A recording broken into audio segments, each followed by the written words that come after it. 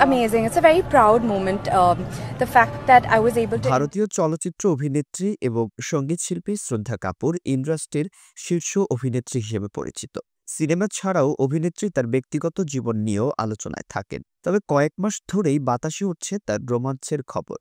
রীতিমতো জানা গেল রাহুল মোদির সঙ্গে নাকি গোপনে প্রেম করছেন শ্রদ্ধা কাপুর। কখনো এক বিমানে তাদের পাশাপাশি বসতে দেখা গিয়েছে, কখনো বিয়ের অনুষ্ঠানে একসঙ্গে এক মঞ্চে নেচেছেন। কিন্তু প্রেম নিয়ে প্রশ্ন করলে কিছুতেই মুখ খুলবেন না। সম্প্রতি তার মুঠোফোনের ওয়ালপেপারে চিত্রনাট্যকার রাহুল মোদির সঙ্গে ঘনিষ্ঠ একটি ছবি প্রকাশিত হওয়ায় এই গুঞ্জন আরও জোরালো হয়েছে। রোববার সন্ধ্যায় শ্রদ্ধা যখন একটি স্থাপনা থেকে বের হয়ে গাড়িতে উঠছিলেন, তখন ছবি শিকারীদের ক্যামেরায় ধরা পড়ে তার মুঠোফোনের স্ক্রিন। সেখানে ওয়ালপেপারে রাহুল মোদির সঙ্গে তার ঘনিষ্ঠ মুহূর্তের ছবি স্পষ্ট দেখা যায়। সোমবার ৩ মার্চ শ্রদ্ধার জন্মদিন। এদিন তিনি ৩৮-এ পা দিচ্ছেন। জন্মদিনের আগের সন্ধ্যায় আচমকা ছবি শিকারীদের ক্যামেরায় বন্দী একটি মুহূর্ত। শ্রদ্ধা কোথাও থেকে বেরিয়ে গাড়িতে উঠছেন, হাতে মুঠোফোন।